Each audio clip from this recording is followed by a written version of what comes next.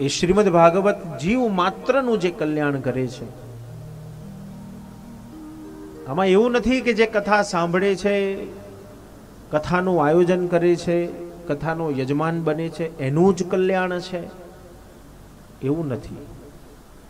પણ શ્રીમદ ભાગવતની એ વિશાળતા છે, શ્રીમદ ભાગવતની એ કરુણા છે, શ્રીમદ ભાગવતનો એ પ્રેમ છે કે કથામાં આવનારનું તો કલ્યાણ કરે જ છે, કથા સાંભળનારનું પણ કલ્યાણ કરે છે.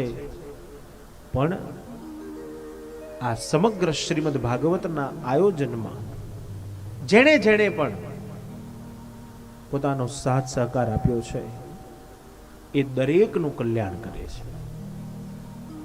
કથામાં આવીને 2 કલાક 3 કલાક બેસો, કથા સાંભળો તો જ કલ્યાણ થાય એવું નથી. પણ શ્રીમદ ભાગવતની આ ઉદારતા,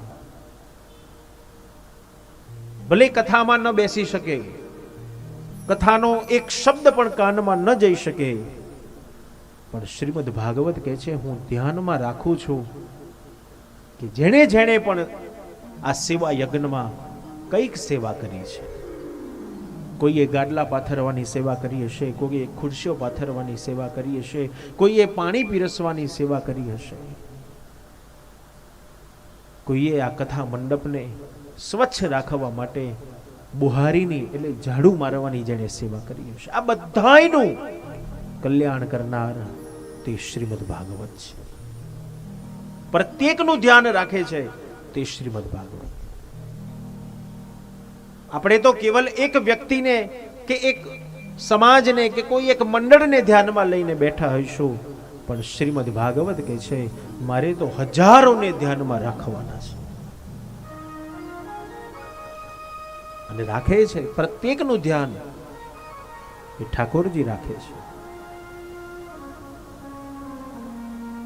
50 માણસને ધ્યાનમાં સાચવવાના હોય, 50 માણસને, બોલો આપણને કેટલી બધું વ્યવસ્થા કરવી પડે, કેટલી બધી તૈયારી કરવી પડે, કેટલો સમય કાઢવો પડે. જો 50 માણસનું ધ્યાન રાખવામાં જો આપણે આટલા બધા થાકી જતા હઈએ તો વિચારો ભગવાન કેટલા બધાનું ધ્યાન રાખે. ભગવાનના મુખ ઉપર ક્યારેય થાક લાગ્યો હોય એવું દેખાય છે ખરું? ઈશ્વરના મુખ પર થાક લાગ્યો હોય એવું દેખાતું નથી. સદૈવ જેના મુખ ઉપર એક હાસ્ય છે, એક સ્મિત છે, મધુર સ્મિત છે. ક્યારેક વિચારજો કે ભગવાનનામાં આટલી બધી એનર્જી ક્યાંથી આવતી હશે કે ભગવાન ક્યારેય થાકતા નથી. અને આપણે તો માંડ 5 જણનું ઘરમાં કામ કરવાનું હોય તોય થાકી જઈએ છીએ. તડું મડું 3 જણનું જો રસોઈ કરવાની હોય તોય થાક લાગે, બજારમાંથી ટિફિન મંગાવી લઈએ તૈયાર. અને ઈશ્વર તો આખી વિશ્વનું જે ધ્યાન રાખે છે, તો ભગવાન ક્યારે થાકતો કેમ નથી? અને સદૈવ હસતા હસતા ભગવાન દરેકના કાર્યને પૂર્ણ કરે છે.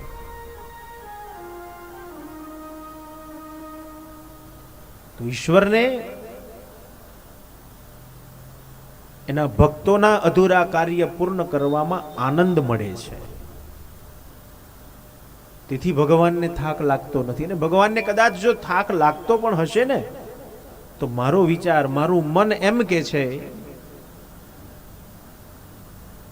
કદાચ જો ઈશ્વરને થાક લાગતો હશે તો એનો થાક ક્યાં ઉતરી જતો હશે કે જ્યારે કોઈ ભક્તનું પીડા ભગવાને દૂર કરી હશે, કોઈ ભક્તનું અધૂરું કાર્ય ભગવાને પૂર્ણ કર્યું હશે, અને એ સમયે એ ભક્તના મુખ ઉપર જે આનંદ આવે છે ને, એ આનંદ જોઈને ભગવાન પોતાનો થાક દૂર કરી દે છે.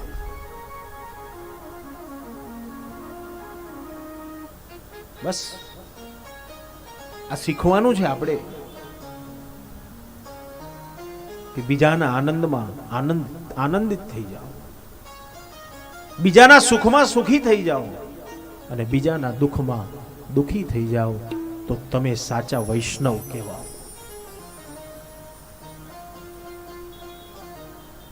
સાચા વૈષ્ણવની આ વ્યાખ્યા છે. બીજાના સુખમાં જે સુખી થઈ જાય ને બીજાના દુઃખમાં જે દુઃખી થઈ જાય એ સાચો વૈષ્ણવ.